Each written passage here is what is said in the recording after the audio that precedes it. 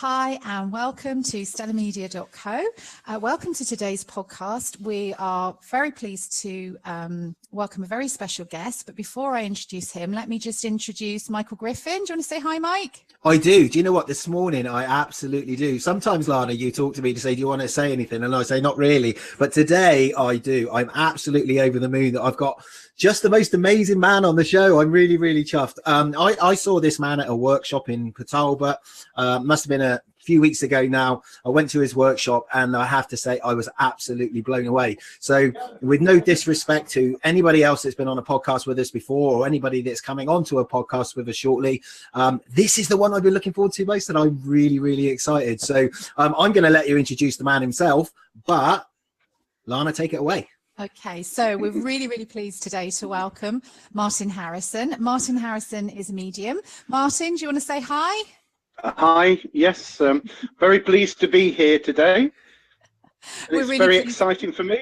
We're really pleased to have you here. So Martin is sponsoring today's podcast. If you'd like to get hold of Martin, you can find him at www.mediumshipmartinharrison.co.uk.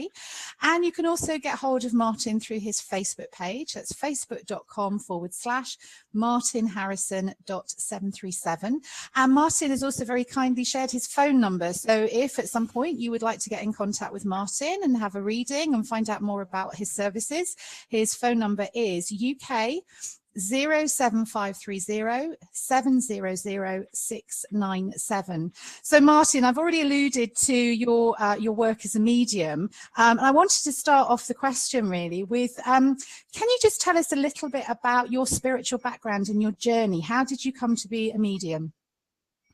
Well, I really got drawn into it, I think, but my earliest recollections to do with the spirit side was with my great-grandmother, whom we lived with at one time. She had a Georgian mansion, and she had the servants' quarters altered for my great-grandma and granddad, and we had the rest of the house. And my playground, so to speak, was the staircase. It was a very wide sweeping staircase, and it's just some little things that seem to stick in your mind. And I do remember it had the turkey red and navy carpet on there, and it was something that impressed me, that it obviously a Wilton one, and you just sort of sank into it.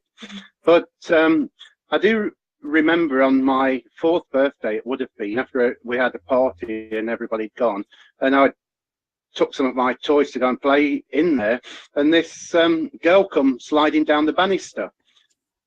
I was quite, well, wondered who she was really, and I asked her, and she says her name was Reenie, and I says, well, where are you from? You don't live here? And she says, I do. And I says, well, you don't, because I live here. She says, well, I live here too. And well, I was just surprised, but we got, I used to play with her regularly. And one day I was playing there with her and talking to her, and my great-grandma come through, and she says, who are you talking to? I says to her, Reenie, she says, and she says, just hang on a minute. And she went to get a photograph and come back. She says, is this her? Her as well. She says, it was my daughter. And of course she had died, well, quite a long time, when she was 11, of pneumonia. Mm-hmm. And so that quite plainly. And also my great-grandmother, she used to read the tea leaves, and she'd say to me, I want you to sit on that chair and don't you move. I don't want to hear a word out of you. And then we used to have these, a lady would come, and I always had this impression that there was ladies with money because they used to have fur coats on. It was interesting because once she'd done the business with the tea leaves, I often used to see a gentleman or a lady with them, and I always was puzzled how they got there, because I never seen them come in. They often come in on their own. And so afterwards I used to ask my great-grandmother, and she just used to say, oh, you seen that as well, did you? Well, keep it to yourself. But it was funny because I always remember they used to give her one of the brown 10-shilling notes, you know, and I used to think, oh, she's got a lot of money, my grandmother, but she always used to seem to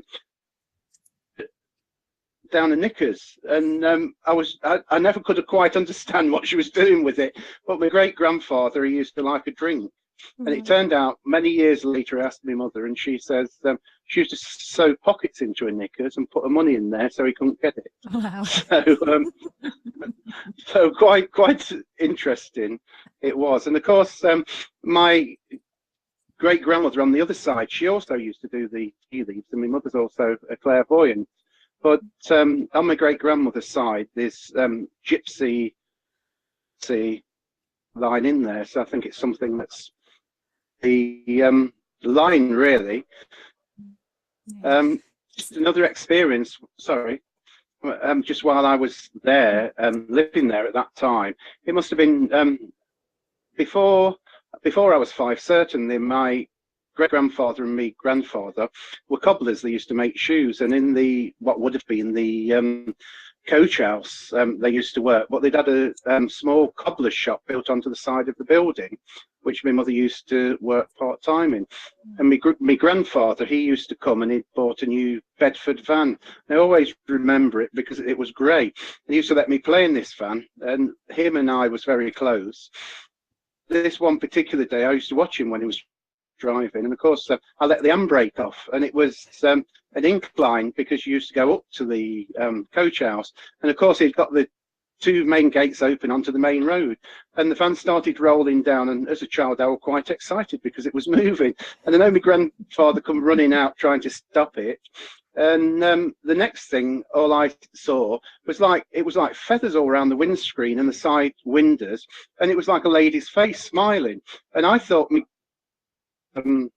chickens, white chickens, and I as a child I thought it was a chicken with a lady's face, and this is what I said. But I feel about it must have been an angel, because my grandfather was how the van had stopped, because otherwise it would have gone out into the main road. So years afterwards, once I'd grown up, he asked me, I remembered that, and I says I did, it's something that stuck with me. And he says, he says I could never work out how that van stopped. And I think I must have been blessed by the angels, and they actually did it. So it was a wonderful experience, I've got to say. Yeah. There's been many experiences along the pathway. So you've kind of had quite a lot of family support then with that sort of spiritual development, really. So how was it that you moved into choosing to become a medium? Well, throughout my life I've always seen spiritual people, and I've being a child I've always seen auras around people, and I remember when I was 11, my father, he was the manager of Marks and Spencer's in Leicester, and one of the employees there was a spirit healer. Right. My mother was ill. He used to come, but perhaps once a month he'd come over to give my mother some spiritual healing, and I always used to refer to him as the Rainbow Man, because he got this beautiful rainbow aura, I suppose, around him, and I was just fascinated, and I used to watch him, and he used the aura, but from his hands I could see like rays of white energy, obviously it would have been coming from them, and I was just very fascinated. Yeah. And it's something that stuck with me, and I thought to myself then, I could do that. And I used to give my mother healing in the same way that he did. And I used to think to myself, well, when I grow, it's something that stuck with me through my life. And so I did start to look into it once I got older. And as I got older and my children were growing up, and it was very strange, because I was doing a show at one time, and there was a lady that come next to us, and she was actually a medium. When I met her, she says, you're a healer, and she says, you're a medium. I said, oh, do you think I am? And she says, I do. And she says, you need to develop your times now. And so she gave me the address of Ray Williams in Cardiff, who she knew personally, and so I contacted him. And I went down there to do a spiritual healing course. And whilst I was down there, they had a psychic supper, really. It was a buffet, and but there was also in the readings there, and there was about 6 mediums. And while we were having some food, the mediums were coming through, and they were calling us in alphabetical order. The medium that she to me, I just looked up at her, and it almost looked like she got black pupils, and I thought, oh God. And I thought to myself, I know I'm going to be with her. And the gentleman sitting next to me says, oh, she's the best, you know, and I didn't know any of them. And I says, oh, is she? And he says, I've been here 3 times hoping to get to sit in with her. And I just knew at that time that I thought to myself, well, you're not going to go, I'm going to be with her. And when they called my name out and I went to the room, there she was sitting there. Wow. Which there, but she gave me a very good reading, and she says to me at that time, she says, you're a spiritual healer, and I says, yes, I'm doing a course here. And she says, well, medium, and she says, you'll be taking the rostrum. And I says, I don't think so. And you will. She says, the spirits are telling me this. And I says, well, I'm not one for getting up on the stage or anything. I like to stay in the background. Says the spiritual better. And she says, well, I'm telling you, you'll be up on the rostrum giving messages around the country and overseas. And she says, you'll become very well known. And I said, well, there's going to have to be a big shift somewhere for me to do that. Mm-hmm. And she says it won't be yet. She says it'll be 9 years to the day. She says, mark this day down in the calendar, and it'll be 9 years to the day. And I went away from there and I thought, I don't think so. But it was strange because said several times, and one time I was there, I bought the Psychic News and saw an advert for the Academy of Psychic and Spiritual Studies in Swansea, which I didn't know existed at that time. Mm-hmm. And so I rung them up, and they told me what they got going. So I went there to a Mediumship Development Circle, and so they have various workshops going on, and they do a mediumship diploma course as well as a spiritual healing diploma course. But before you're allowed to go on those, you have to do a self-awareness course, which I thought, well, I'll do it to get on the mediumship development course. But when I actually went on to it, it was an amazing course. And Stephen O'Brien, that runs the academy, he says at the beginning it's life-changing, this course, and I thought, well, yes, he would say that, wouldn't he? Well, that's absolutely life-changing, amazing course. And I feel that the importance with mediumship or spiritual healing actually is to have professional training. And with the self-awareness course, it's all about you, and you learn about yourself. And I always thought I was right, but I had quite a shock because there was things that I didn't like about me. But I think when you change them, and it was life-changing, that course. And then we went on to do the PMHD course, which introduces clairvoyance and healing, and once you're on that course, you're able to go on to the diploma and also the diploma if you wish, which I did. But the mediumship diploma itself is about 4 years really, because this it's quite stringent what you have to go through and what you learn. And I always feel he's one of the best teachers around, Stephen O'Brien, because he covers everything. And so you have to work upon the rostrum every week there. You have to do 100 appearances, but there's also workshops throughout the year with presentation and different things, and just invaluable for me. And I think important that people training, especially in the climate that we live in, because we can get sued if we don't deliver things appropriately. That was a question that I was going to ask, really, because I know I mean, there's a more ethical discussion that perhaps is another time around the legal requirements of saying things like mediumship, clairvoyance, psychic services is entertainment. But what I was going to ask, which I feel is perhaps more relevant for today's podcast is you mentioned on your website the importance of professional ethics, and that part of the training that you've done, you know, really does instill that. So could you give 3 tips really for anybody looking to come for a mediumship reading? What 3 ethical considerations should they be looking for in the actual medium, the reader themselves? Well, I always feel that respect is a very important one, and from both sides really. And I think it's being appropriate. We have to the sitter that comes, we have to deliver the information appropriately, and important that we introduce ourselves, and that we get them to disclaimer, because unless you have a professional diploma in mediumship, obviously you need to have a disclaimer that states that it's for entertainment purposes. So I think that's very important, you know. And I guess the other thing is, you know, somebody that would be looking at coming to a mediumship, a sitting with you, what would they expect? How does the actual process work? Well, basically what the choice, I'll either do start with a card reading if they wish, or if they just want cards. Obviously with cards it's on a psychic level, so it's information that we pick up from them. We sort of, as a psychic, you go into their aura, and the aura is like a book of their life. Everything that they've done, their achievements, their wishes and their fears, is all in there, and a good psychic can pick that up.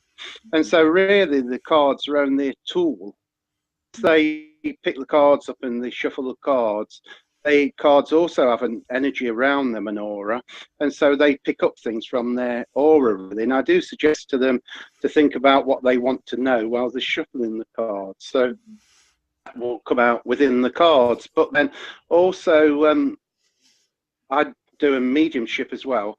So most of them like the cards because I think they see, when they can see something, they feel comfortable. Whereas if you just do mediumship, there's nothing really they see. So some people are a little uncomfortable. So I find the cards and the mediumship together, and most people seem to like that. And of course, with the mediumship, obviously it's about the vibration. So in order to get that communication, the medium needs to heighten their vibration. So it's about setting it up beforehand. And so we heighten our, we set the intention, and then once the intention's set, the spirit people will, or certainly my guides and those that work with me, will lower their vibration and heighten mine. And it's almost like radio waves, you know, because as the points touch, so we get information. And I feel I'm very fortunate because I hear, and it doesn't actually come in through the physical ears, but through the throat, and it seems to come up, but it seems as though the brain is hearing it, you know. So I think once we set the intention, and we've got that the heightened vibration, and they lower theirs, then the information starts to come through. But what I always do before I do a sit-in, I try to give 2 or 3 days, if possible, so that I set it up and ask for their people to come through. Obviously, if we're doing health and well-being shows, you can't always, but it's, I always think we have to be respectful, because although we're dealing with energies, there were people that was once here, and I think respect is important. And if we can set things up and give them notice, adds for a better reading, really. Yeah. Okay. So, for those listeners just joining us, you are listening to the podcast with StellaMedia.co with Lana Morris and Michael Griffin, and we're really very pleased to be having our very special guest, Martin Harrison. Martin is a medium, and he's based in South Wales and covers Carmarthenshire and Swansea. If you would like to get hold of Martin, his website is www.mediumshipmartinharrison.co.uk, or you can contact him on Facebook, and that's facebook.com/martinharrison.737. And Martin's very kindly given out his phone number as well. So if you do want to get hold of him by phone, it's a UK number, 07530 700 697. So you're listening to Martin just explaining about his spiritual journey and how he's moved into mediumship and the services he offers. So Martin, are there any stories that you can give us of where clients that have come to you have really benefited from the mediumship services that you offer? Yes, well, there's several. It's interesting though, because reading, I find that because it's for the client, obviously it doesn't stay with me. It sort of goes with them.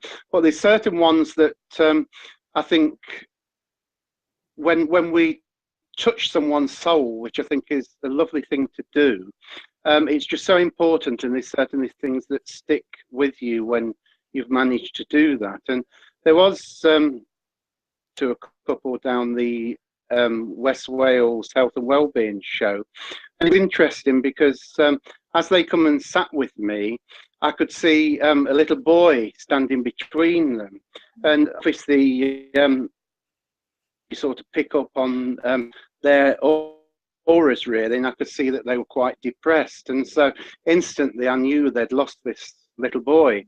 And so a good communicator actually, and his grandmother was there with him, so it was his great grandmother, but he come through and he gave me his name, and he passed away. And so I told him that he was there and described him because he was very clear. And obviously they got very emotional, and I did ask them if they wanted me to stop, but the mother says it was tears of joy that he'd come through. And which she gave me a name also, and wanted her to know that the boy was with her, and obviously they grow up in the spirit side, and so she was looking after. And it was amazing to see the look on her face, because from being sort of in a depressive state, she seemed to come alive. And I think that I just felt this soul connection with her, and certain things that a grandmother had said to her. She spoke about the sleep, that she wasn't sleeping, and that they often come in the evening to try and help her get to sleep. And the son actually had a fascination with her hair. She had long dark hair, and he had a fascination with running through his fingers. And the mother says he always used to do that when he was here, because he was just around 2.5 when they lost him. And so confirmed that, and she says she felt it and she was never sure.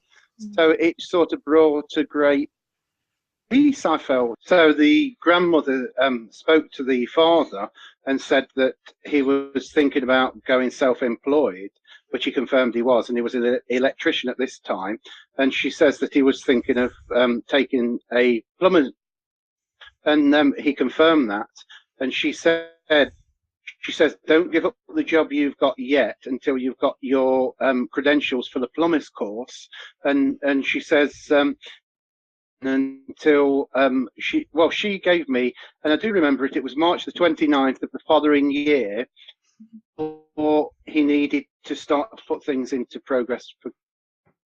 And he was just amazed with that, because it was something that he wanted to do. And so I think happy to get the approval, really.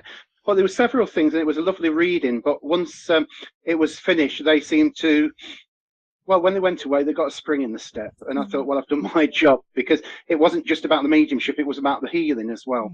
Yeah. That's really cool, Martin. And I guess for me, one of the thoughts I've got now is that I mean, I said to you that I came to your workshop a few weeks ago now, and I was blown away by a couple of stories that you were able to share. That there were a couple of ladies in the room who maybe were just they were wondering what it is that you were going to say on that particular day, and you were able just to comfort them and give them all sorts of incredible information about, you know, relatives that had already exited. Are there any misconceptions, perhaps, that people that first come to see you, are there any misconceptions that those people would have, and how would they express those misconceptions to you if they were to raise them? Well, I think people are always looking for specific information, and you don't always get that. I feel I'm fortunate because I do often get specifics. I get names and different things, but often people come and their expectations can be very high, you know, and obviously as a sensitive you do pick that up, and I think that people need to come with an open mind, because you do get people come and they only want to hear from a specific person, and if you don't bring that person through, the others that you bring through, which are members of their family, they will, oh no, I don't want to hear from them, I don't want to hear from him, and that sort of thing, you know. So I think that what people need to bear in mind is that we all work on different frequencies, and I always find that when when somebody comes for a reading with me, there's often about 10 different spirit people that will come in with them, and they all work on different frequencies, and I think the reason being is hoping that one or more of those people will be able to work on my frequency. And so sometimes we don't actually get the person that they want, but I think it's important they listen, because you have to get other people come in that will give them information about whom they want to know about, you know. And so so I think it's about having an open mind, really. And of course people are very cautious because they can't see it. They don't quite know what to expect, you know. So I don't know whether that answers your question quite. It does, Martin. It does. I mean, let me just ask you another question, because I'm aware that I've been very quiet, but anybody watching this video, all they can see is me shaking my head at various points, because I'm so entertained by everything that you're talking about. You've talked about success stories. You've talked about, you know, a couple of stories of where people have come to see you, you've been able to help them, comfort them, and in some ways play a part in their healing. Have you got a couple of funny stories that you can share that, you know, would just, you know, excite our listeners, that just mediumship can be an incredibly humorous way of touching people on their own spiritual path? Have you got a couple of stories you can share? There are. I was doing a clairvoyance demonstration. It was a charity demonstration, incidentally it was, and I think there was about 154 people there, but there seemed to be quite a few skeptics within the audience, you know, and you often pick up on that. And so the energy was pretty low, and it's our job to raise that energy for the spirit people to come through. And so I picked up on this, and so I said to my guide, we need something funny to raise the vibration to start off with. And it was amazing, actually, because I just looked up and I saw this lady, an elderly lady, standing there with a pair of knickers on her head, and it made me smile. And she stood there and she spoke to me, you know. And I don't remember now what her name was, but she gave me a full name. And she went to a lady and touched her on the back. And so I said to this lady, I need to come to you. I've got a lady that obviously suffered with Alzheimer's, and she's got knickers on her head. And well, the table just, because they all knew her. And that's what she used to do. And then there was a gentleman coming, and he'd only got one leg and a wooden leg, and they were connected. And I didn't know that initially, but then he gave me his name, and he says I belong to her. And he showed me an image of he planting potatoes with his wooden leg, and he was walking down the rows. He got no foot on the wooden leg, but he was making the holes with his wooden leg as he walked down the rows and dropping the potatoes in. And it was just such and those that he belonged to, they says that's exactly what he does, and we often think about that, and we have such fun with it. And for him to come through like that, and it just seemed to lift the whole energy, because everybody found it quite amusing, you know. And we get funny things come through, and it was just something that stood out for me. And I think that's the thing, isn't it? Sometimes it you know, most people, when they think of mediumship, it's maybe going to connect, and sometimes about helping a grieving process, but also Absolutely. that ability to be able to lift. And I wanted to ask you the question, really. You mentioned about your need to lift your own vibration so that you've got a high frequency, so that spirit can then lower theirs enough so that there's connection. What would you say is the best way to be lifting your vibration, lifting your frequency?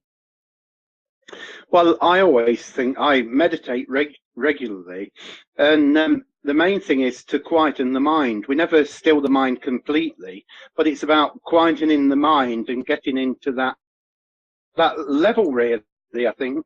And once we're in that level and set the intention, then sort of pick our up, you know, the vibration and heighten that vibration.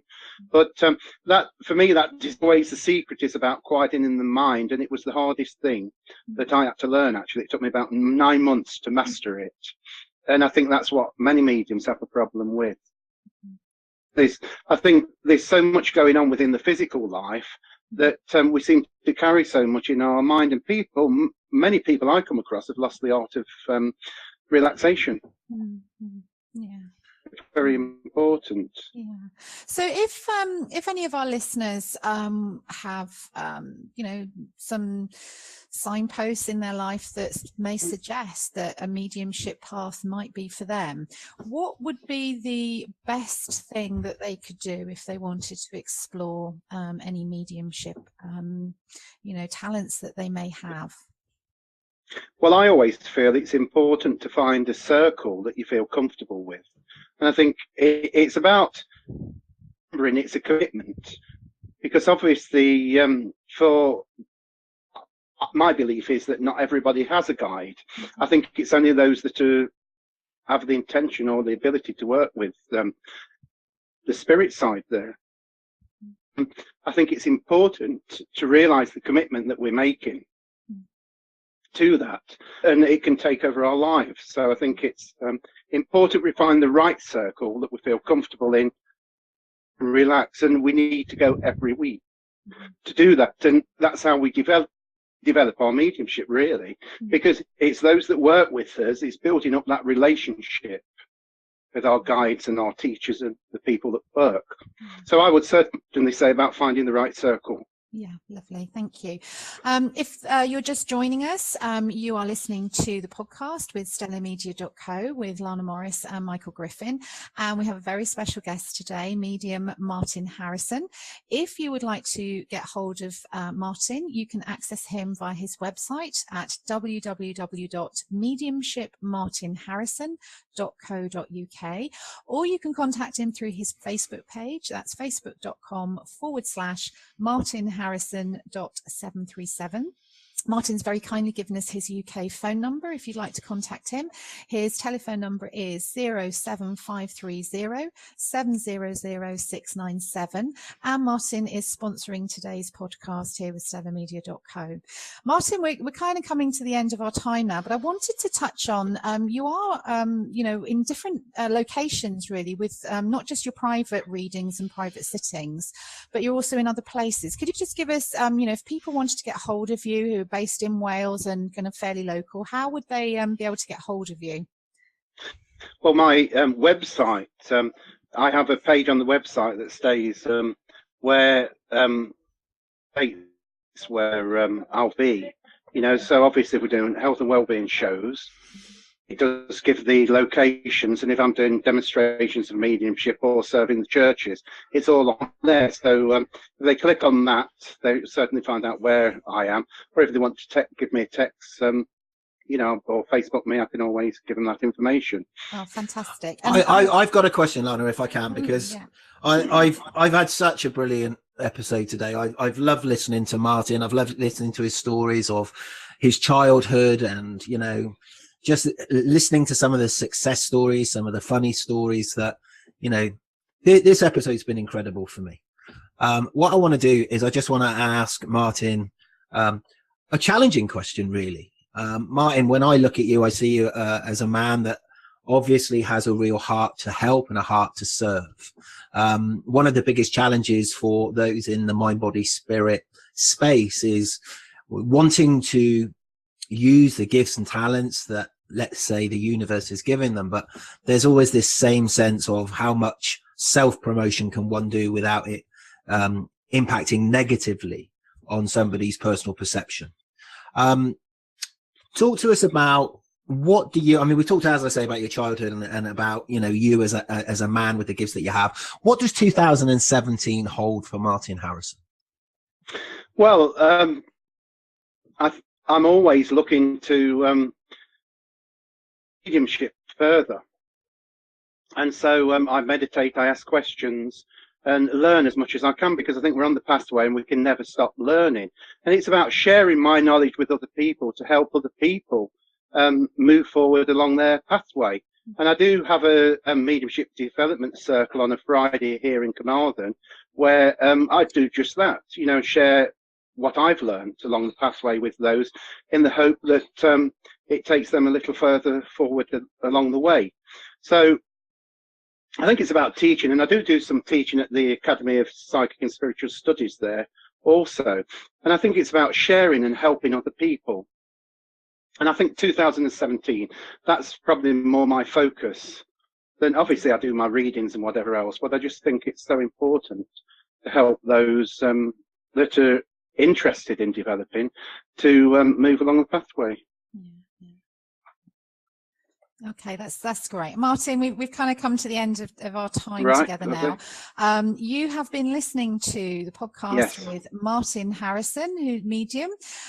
This podcast has been with StellaMedia.co with Lana Morris and Michael Griffin. If you would like to access and get hold of Martin and Martin's services, you can get hold of him through his website at www.mediumshipmartinharrison.co.uk. You can also contact Martin through his Facebook page, facebook.com/martinharrison.737. And you can contact him via his UK number. The number is 07530700697. We're very grateful that Martin has sponsored today's podcast. Martin, it's been amazing. I've thoroughly enjoyed my experience. Thank you so much. Mike, are there any final words from you? Yeah, do you know what? I would just say that this whole episode's been great for me, and I'm looking forward to seeing Martin at a show next, because I just love the way he communicates. And when I see some of the characters that walk into his workshops, when I see those people come to sit with him at his table, or at whichever event he's at, there's a real sense of expectancy. So Martin, for me personally, I would just like to say a huge thank you for coming onto the podcast. I've had a great time. My head's spinning with all the stories that you've been sharing, because as I've said on the podcast before, I come from a slightly different spiritual background, but you know, I've learned so much today. So Martin, thank you very much. It's been an absolute pleasure for me. Thank you. Thank you for having me.